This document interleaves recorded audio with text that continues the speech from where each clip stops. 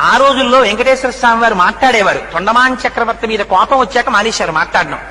అందుకని ఒక రోజున అనంతాచార్యులు వారు కూర్చుని పువ్వులు కడుతున్నారు. కట్టుకుంటుంటే వెంకటేశ్వర స్వామి వారు అర్చక స్వామిని ఇవన్నీ నేను చెప్పేవి పుక్కిట పురాణం అనుకుంటున్నారేమో, పరమ యథార్థం అనడానికి సాక్ష్యాలున్నాయి తిరుమలలో. ఆయన పువ్వులు కడుతుంటే ఈయన నిష్ఠ ఎంతో చూద్దాం అనుకున్నారు వెంకటేశ్వర స్వామి. అర్చకుల్ని పిలిచి అనంతాచార్యుల్ని అర్జెంటుగా రమ్మంటున్నానని చెప్పు, వెళ్ళి కబురు చెప్పన్నారు. అర్చకులు వెళ్ళి అనంతాచార్యులు నీతో మాట్లాడాలట వెంకటేశ్వర స్వామి వారిని మీరు రమ్మంటున్నారన్నారు.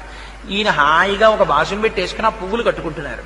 ఈయన అన్నారు ఆయనకేం పనా పాడా, హాయిగా పీఠం ఎక్కి నించుంటాడు. అందుకని వాణ్ణి వీణ్ణి అందరినీ పిలిచి కబుర్లు చెప్తానంటాడు. నేను ఒక్క అరగంట ఆలస్యం అయిందా ఈ మొగ్గలు బాగా విచ్చుకుపోయి రేఖలు ఉడిపోతాయి. అప్పుడు ముట్టుకుని కడితే రేఖలు ఉడిపోతాయి, అందం ఉండదు. అందుకని నేను మా గురువు గారు రామానుజాచార్యుల వారికి ప్రమాణం